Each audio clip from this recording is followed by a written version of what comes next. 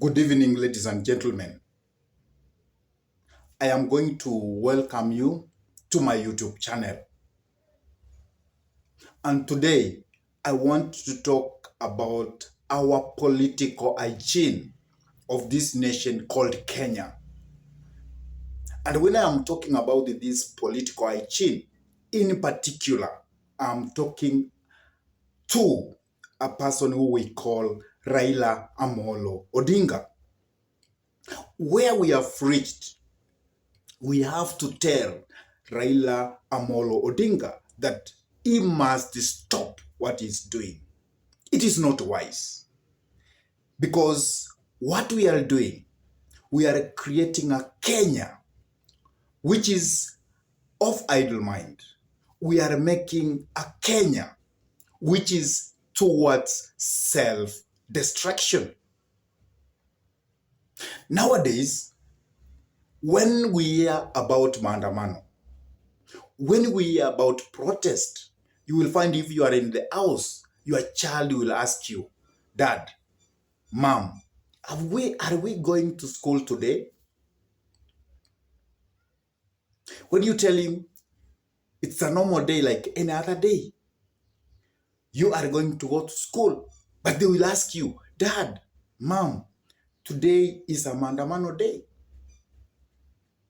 Why is this coming to that?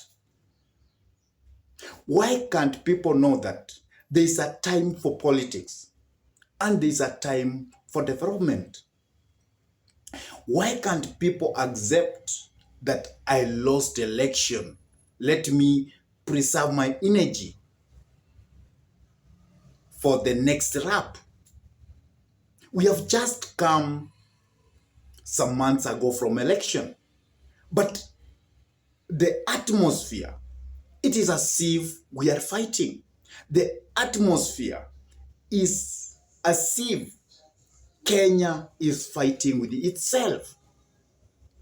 What happened yesterday about Sabasaba is unfortunate. It is something which should not happen at this age. It is something which we need to stop and come out of it. Because yesterday, I saw people vandalizing vehicles. Very many vehicles were destroyed just because of the name maandamano. Very many people were made not to go to job just because of maandamano. And then we talk about the right to protest. Why is that so? Why can't we be a nation? If you are protesting, you do it peaceful. Why do we put a policeman who is frustrated like you into a very difficult job? Remember, the unga I buy from the shop is the same unga the policeman goes to buy at the shop. So we buy the same price.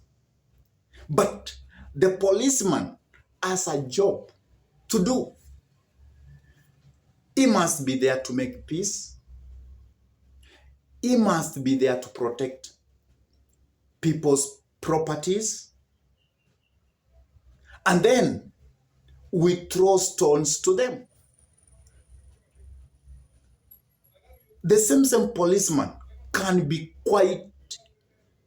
frustrated. Is frustrated because of high cost of living, which is with us. We agree that the cost of living is quite high. But why do we put our country to self-destruction? Mr. Raila Amolo Odinga, you have been advocating for democracy. You have done a good job. God has helped you to have a lot of power. But remember, power comes with responsibility. You must know that. So, Mr. Raila Odinga, God has helped you to have a lot of power.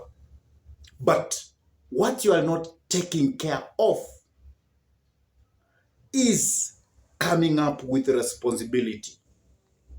Because if you have power, never use that power to destroy the nation.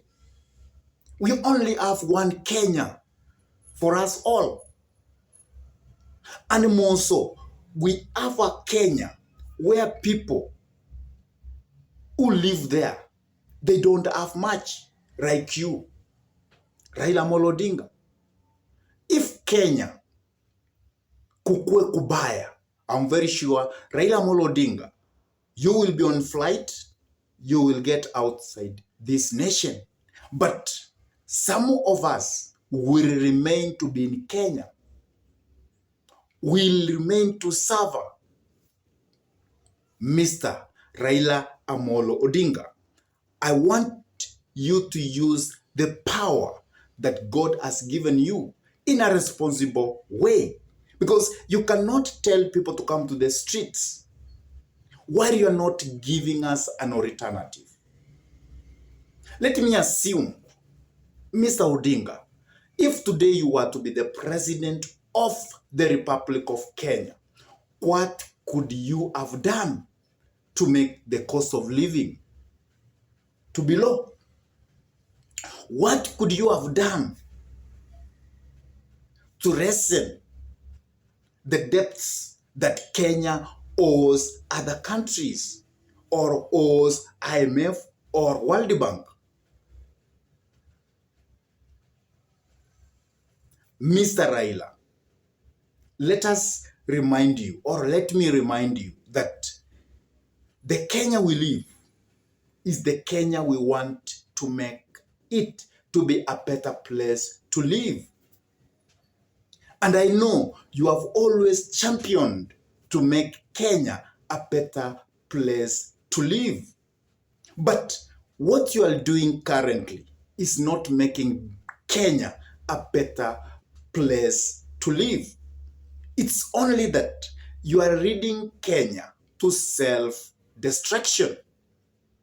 Because I don't think it is very wise for you to tell the Kenyans to have what we call civil disobedience. You tell people don't to pay tax. You tell people that they should come for demonstrations, that they should close their shops, they should leave going to shambas, to the shamba, they should leave their daily activities, which makes them to earn a bread. And then they engage on useless protest. I think it's not a wise thing for we Kenyans to do. So I request you, Mr. Raila Odinga, I know you are a patriot. This is time to accept that Kenya or Kenyans never give you what we call presidency. You need to come to realization that William Samoei Ruto is the president of this republic.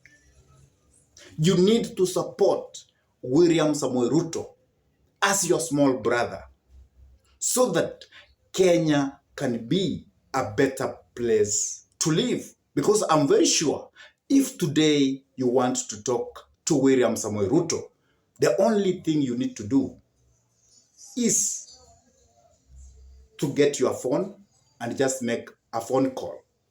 If you want to meet William Samoei Ruto, you will just go to State House and doors will be open for you. So you have all that at your doorsteps. Instead of making Kenyans to engage on useless protest, you can go to William Samoei Ruto, you talk, and you solve your inner house matters. Kenya, we want to move on. Kenya, we want to make this economy work. Kenyans, we need to engage ourselves into our productive jobs. I don't know what's your take about my candid talk this day. I could like you to drop your comment in the message section below. And if this is your first time to pump into this YouTube channel, please subscribe to this YouTube channel. Smash the bell button and share this video to your friends. And if this is your first time to pump into this YouTube channel, I request you kindly like all our videos. And with that, I say thank you. May God bless you abundantly as we race to protect our country to prosperity. Thank you.